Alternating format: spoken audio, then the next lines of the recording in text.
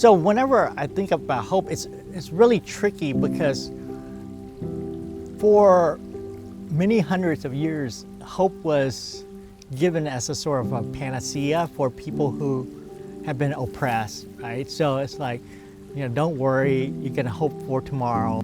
It was for those who were enslaved, so they would not seek liberation. They would not, find real freedom, right? And so hope was this pie in the sky kind of thing. If you die, you can go to heaven if you believe in Jesus. And so for many years, hope has been sort of handed out as something that was a strategy to just delay any goodness for people who were oppressed by the power and privilege. And in the gospel stories, you see hope in flesh in this anticipation of this reality that's coming. Like Mary was not hoping for some kingdom that would come later on. She wasn't hoping for a change in political party. She wasn't hoping for the economy to do better. She was going to wake up the next day to be the same thing that she was the day before, which was property. Okay, she was a young girl who society saw her as property to whom? To her husband. And so how did she have hope in that? Well, she birthed hope. She saw that something was in the world that would change the world. And that's why she broke out in that song. That song was not about later or after she died. That song was like this embodied presence in her son who came out and who would do that, but also in the relationship that God had with her during that time to bring her up. So the other part of the Magnificat song is God made this humble girl, this humble servant, into someone who birthed divinity out of her, to someone exalted, to someone who is not just property, but is part of this greater narrative. Christ needs us. In what way does Christ need us? Well, without us, there'd be no relationship to start out with. And a lot of theologians and preachers would make God out to be the one who needs all the love, who, we need to console God, God's honor, is ruined because of our sin, or God's angry at us, we need to calm God down, God's a little kid in the corner, we need to, play with God more. And that's just not how the story goes. The story is that we are created in this divine image, this both made in the image of God and also in God's likeness, where we can grow to be like God. So there is this dance and relationship that we have with God as co-creators with God, not being subservient to God, but creating this world with God.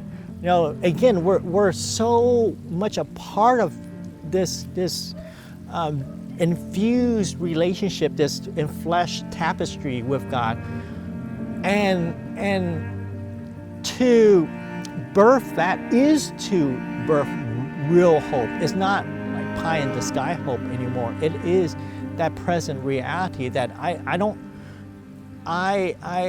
don't have to wait for. My waiting is just for me, right? For me to realize that, to come into terms with that. That's the waiting.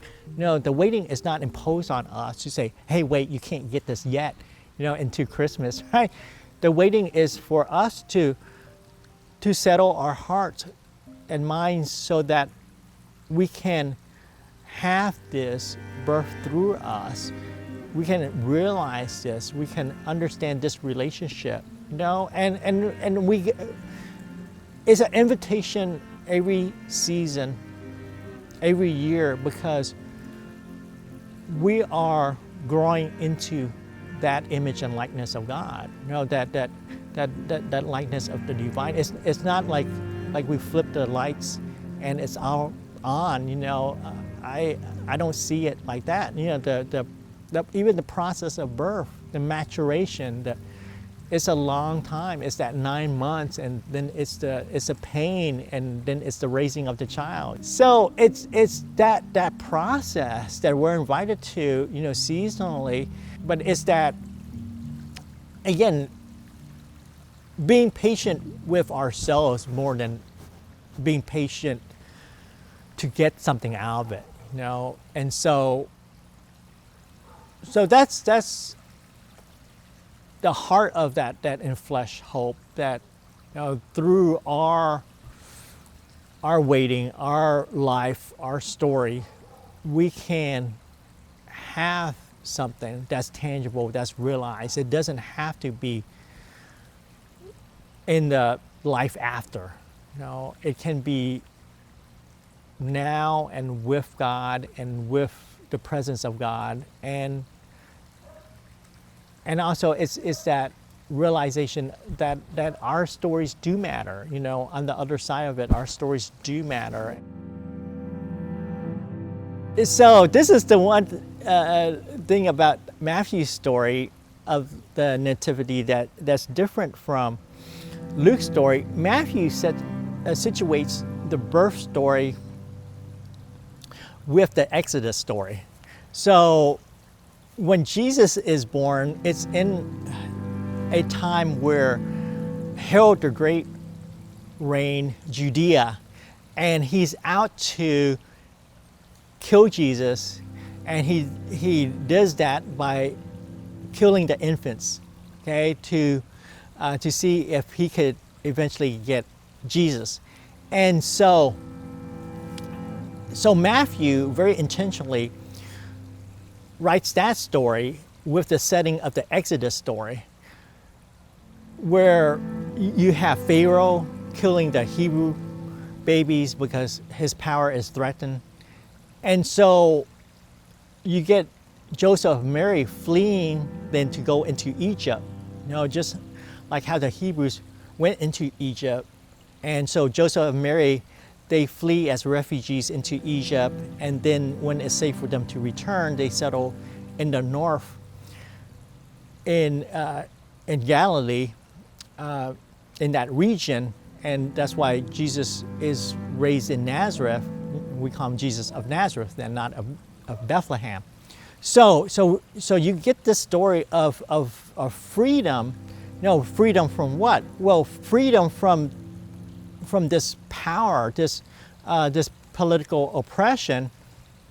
But also, the Hebrews, they were also freed from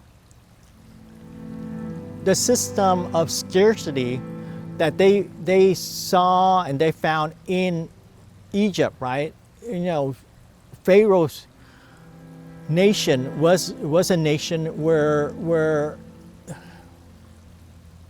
only Pharaoh could have power, only Pharaoh could rule, only Pharaoh could have all the toys, and therefore the Hebrews, that's how they lived. They lived in this violent world where they had to depend on the system for their needs.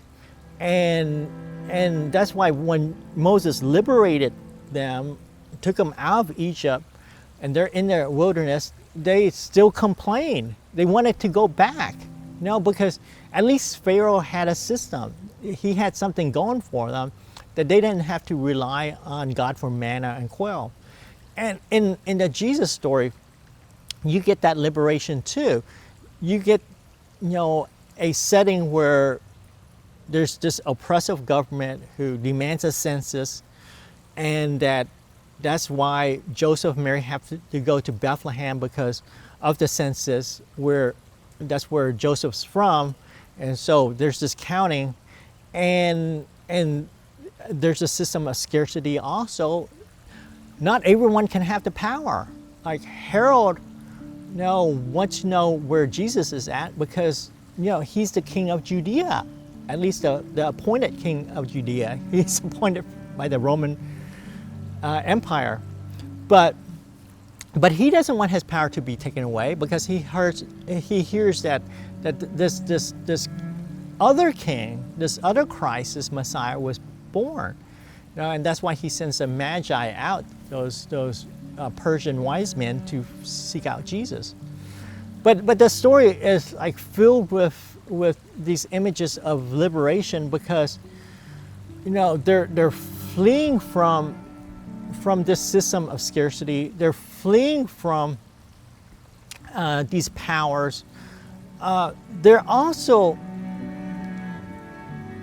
trying to find who they are, in the world. So there are these immigrants who are moving from Palestine to Egypt and to another town. If you know anything about being an immigrant, okay, like that's my story. Growing up, just moving around from town to town because my father was trying to find work. And so, like, am I a citizen or member of this town or this tribe or this place? So in a lot of ways, when Joseph and Mary are naming Jesus, giving him the name Jesus and Emmanuel and those names, they are giving him identity, who he is as a person. So it's that kind of liberation too, to know like who we are in relationship to the world, how we are brothers and sons and friends, and those relationships are the kind of kinship relationship that again Jesus is bringing into this world, these new kind of identities. And of course, Jesus never saw himself as or called himself the Messiah. No, he would always call himself the Son of Man, again, to identify with humanity, to be a part of that in-flesh human life. And so again, a lot of layers of liberation and hope, in that Matthew story of Jesus' birth. Like, again, the real hope of, are we going to have a land to settle in? Are we going to have a place to live? Like those basic necessities. A lot of times when people become hopeless, right, they lose the sense of who they are, their personal identity. Like a person who has lost their job, like in this economy, like, am I a breadwinner? Am I a father? Am I a real father? Am I a real mother? Can I take care of these children?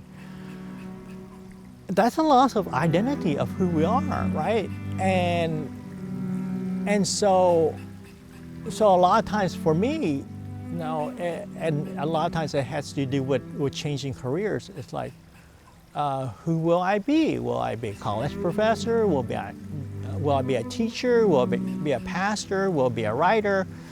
And sometimes when I hang my hat on that kind of hope, and like it disappoints, and like I don't get the tenured job, at the university,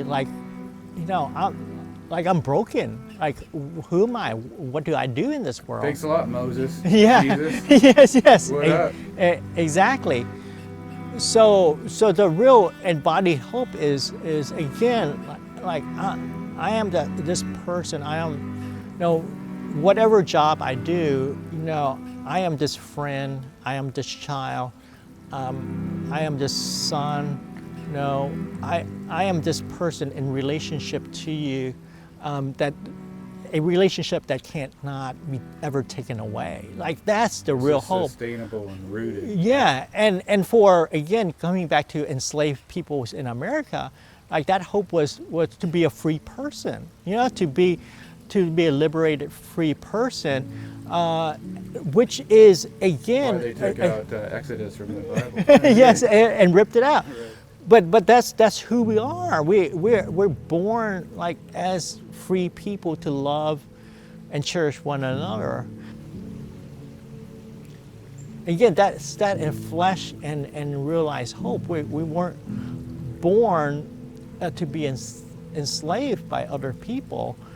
Again, in our modern society, you know, we've in a different way we've opted to do that to ourselves, to enslave ourselves with the things we think we should be, not the things we should know who we actually are.